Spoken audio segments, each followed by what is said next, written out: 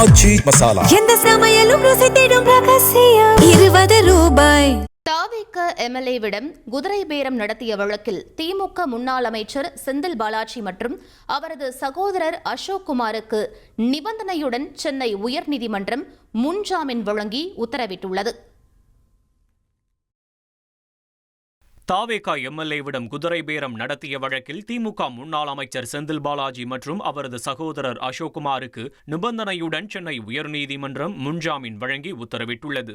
வழக்கு விசாரணையின் போது செந்தில் பாலாஜி தரப்பில் ஆஜரான மூத்த வழக்கறிஞர் குதிரை பேரம் பேசியதாக கூறப்படும் தொலைபேசி பேச்சுகள் பதிவு செய்யப்படவில்லை என்றும் அரசை கவிழ்க்க சதி என யூகத்தின் அடிப்படையில் 2 நாட்களுக்கு பிறகு புகாரளிக்கப்பட்டுள்ளது என்றும் மிக கடுமையாக வாதிட்டுள்ளது. ஊத்தங்கரை தாவேகா எம்எல்ஏ இளையராஜாவிடம் குதிரை பேரம் பேசியதாக பதிவு செய்யப்பட்ட இந்த வழக்கில் கரூர் இடைத்தேர்தல் நடக்க உள்ள நிலையில் கட்சிக்காக பணியாற்றுவதை தடுக்கவே இந்த வழக்கு பதிவு செய்யப்பட்டுள்ளது என செந்தில் பாலாஜி தரப்பு நீதிமன்றத்தில் தெரிவித்தது.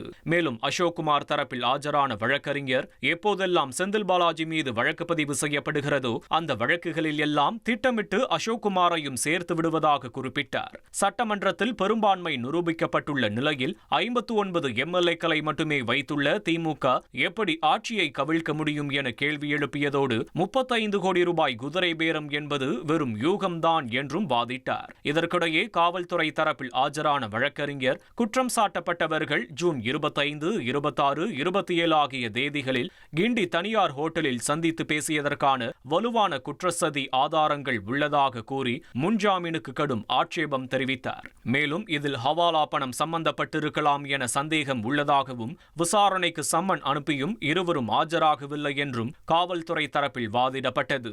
இருப்பினும் அனைத்து தரப்பு வாதங்களையும் கேட்ட நீதிபதி இருவருக்கும் தினமும் காலை மாலை காவல்துறை விசாரணை அதிகாரி முன் ஆஜராக வேண்டும் என்ற நிபந்தனையோடு முன்ஜாமீன் வழங்கி உத்தரவிட்டார்.